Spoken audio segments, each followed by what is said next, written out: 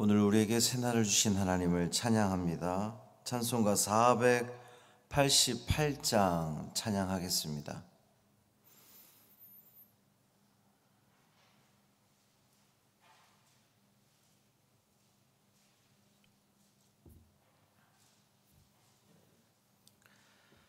찬송 488장 이 몸의 소망 무언가 찬양함으로 새벽 기도회를 시작하겠습니다.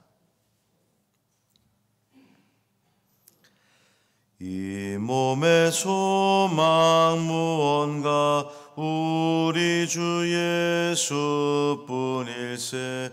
우리 주 예수 밖에는 믿으리 아주 없도다. 주 나의 반석이시니 그 위에 내가 서리라. 그 위에 내가 서리라.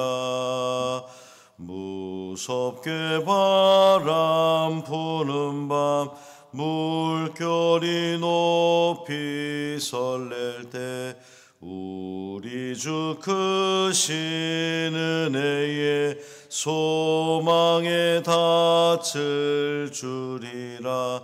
주 나의 반석이시니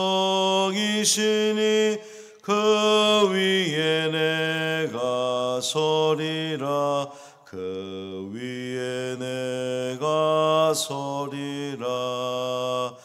세상에 믿던 모든 것 끊어질 그날 되어도 구주의 언약 믿사와 내 소망 더욱 크리라. 주 나의 반석이시니 그 위에 내가 서리라. 그 위에 내가 서리라. 바라던 천국 올라가 하나님 앞에 배울 때 구주의 의를 힘입어 어여시 바로 서리라. 주 나의 반석이시니 그 위에 내가 서리라. 그 위에 내가 서리라. 아멘. 사도신경으로 우리의 신앙을 고백하겠습니다. 전능하사 천지를 만드신 하나님 아버지를 내가 믿사오며 그 외아들 우리 주 예수 그리스도를 믿사오니 이는 성령으로 잉태하사 동정녀 마리아에게 나시고 본디오 빌라도에게 고난을 받으사 십자가에 못 박혀 죽으시고 장사한 지 사흘 만에 죽은 자 가운데서 다시 살아나시며 하늘에 오르사 전능하신 하나님 우편에 앉아 계시다가 저리로서 산자와 죽은 자를 심판하러 오시리라. 성령을 믿사오며 거룩한 공회와 성도가 서로 교통하는 것과 죄를 사하여 주시는 것과 몸이 다시 사는 것과 영원히 사는 것을 믿사옵나이다. 아멘. 에스겔 11장 13절부터 25절까지 말씀입니다.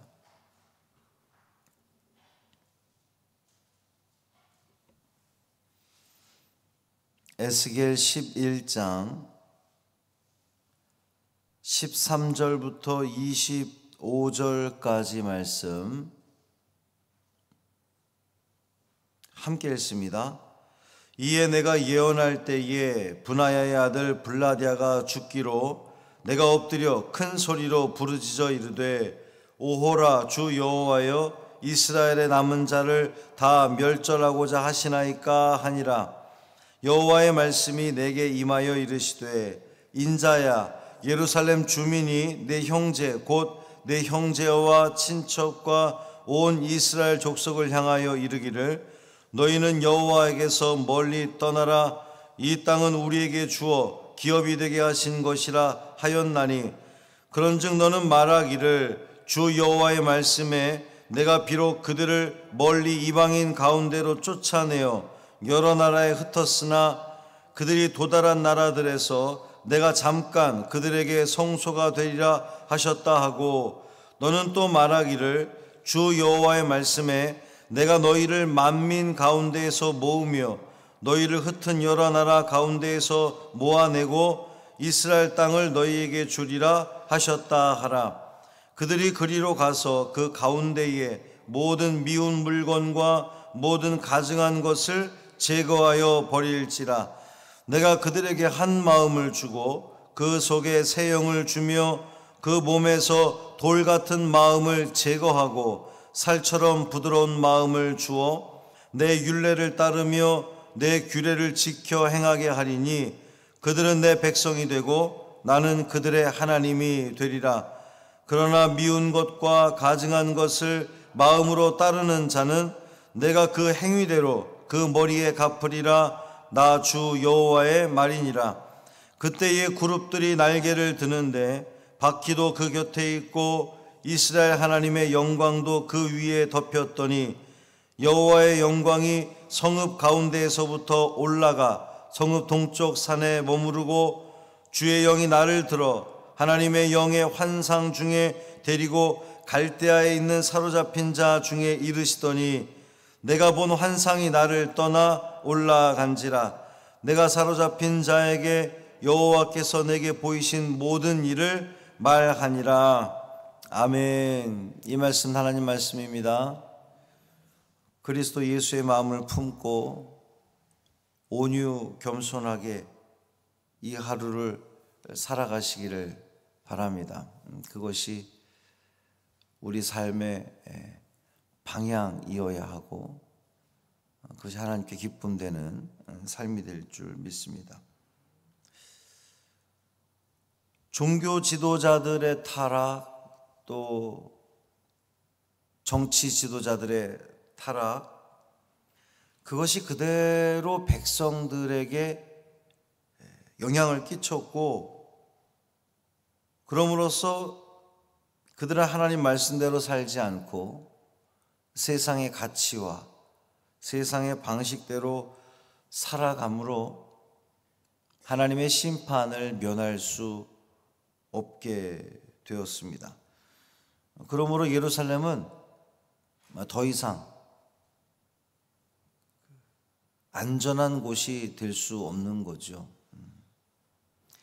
그 예언이 선포된 후에 고관 중 한 명, 어제 이제 그 말씀 가운데 그 이야기되었던 25명의 고관들이 있었는데 그 중에 한 사람이 죽게 되는 모습을 보면서 에스겔이 하나님께 기도하죠. 주 여호와여, 이스라엘의 남은 자를 다 멸절하고자 하십니까? 이제 이 에스겔에 대한 하나님의 응답이 14절 이후의 말씀입니다. 주전 597년 여호야긴 왕과 함께 바벨론에 사로잡혀간 자들과 포로로 잡혀간 자들, 그리고 예루살렘에 남아있던 자들 사이에서 계속해서 긴장과 반목이 있었어요. 바벨론에 끌려간 사람들은 자기들이 끌려갈 때에 같이 끌려갔던 여호야긴 왕을 여전히 이스라엘의 왕으로 생각했고, 바벨론의 느부갓네살 왕이 여호야긴 왕 대신에 이스라엘의 왕으로 선임한 사람이 시드기야였는데, 예루살렘에 남아있던 사람들은 그 시드기야를 왕으로 생각을 한 겁니다. 왕이 둘이 된 거죠. 끌려간 사람들은 자기들과 함께 왕이 끌려갔으니까 이분이야말로 진정한 우리나라 왕이시다라고 생각을 한 것이고, 예루살렘에 남아있는 사람들은 포로로 끌려간 여호야긴 왕이 우리의 왕이 아니라 바벨론 왕이 새로이 선임한 시드기야가 우리의 왕이라고 생각을 한 거예요. 예루살렘에 남아있던 사람들은 바벨론의 포로로 끌려간 사람들을 하나님으로부터 쫓겨난 사람들이라고 생각을 한 겁니다. 공적인 시각에서 본다면 바벨론에는 여호와의 성전도 없고 그래서 온전한 제사가 불가능했고 그곳에 사는 이 포로민들은 제의적으로 볼 때에 부정하기에 여호와를 찾거나 부를 수도 없었습니다. 그러나 하나님의 결정은 그러한 신학을 넘어선 거죠. 하나님은 오히려 포로민들의 손을 들어주신 겁니다.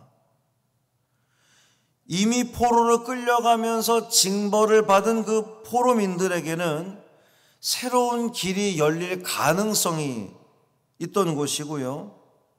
여전히 우상숭배에 빠져있던 예루살렘의 남은 자들은 멸망의 심판이 선포가 되는 겁니다. 예루살렘의 남은 자들은 포로로 끌려간 사람들을 하나님의 백성의 뿌리에서 잘려나간 사람들, 그러니까 하나님으로부터 버림받은 사람들로 여겼습니다. 그들의 주장에 따르면 이 약속의 땅 가나안에 사는 사람들만이 하나님의 백성, 하나님께 속한 자들이고 바벨론으로 쫓겨난 자들은 여호와로부터 멀리 떠난 자들이기 때문에 이 가나안 땅의 소유권을 주장할 수 없다, 이렇게 생각을 한 거예요.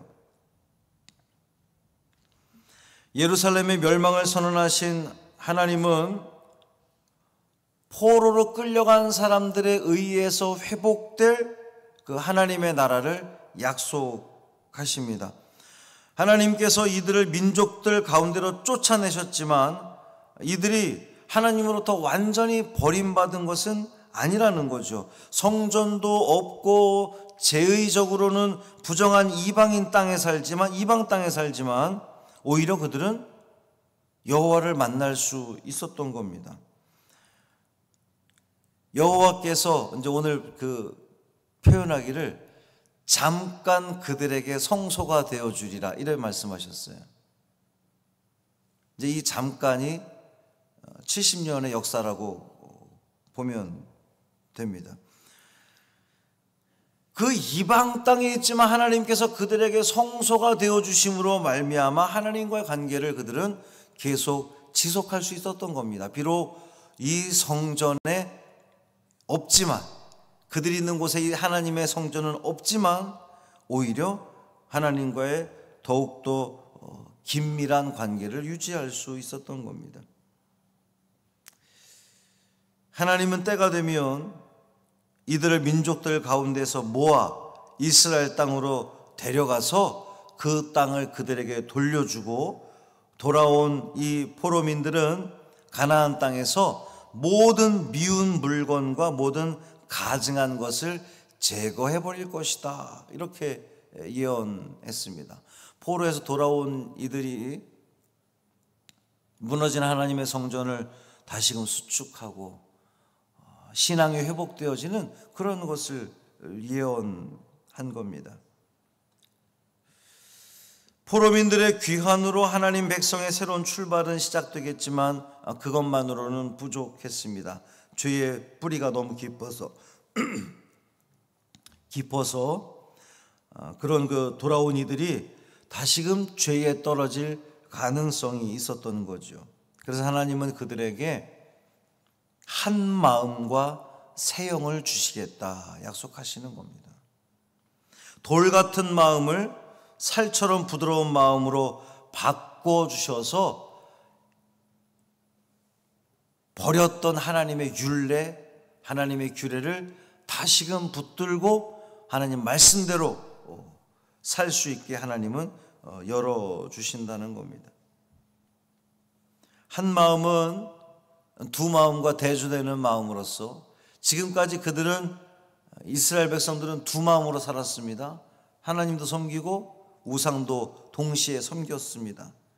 그런데 그러한 자들은 우상 숭배의 대가를 치르게 됩니다.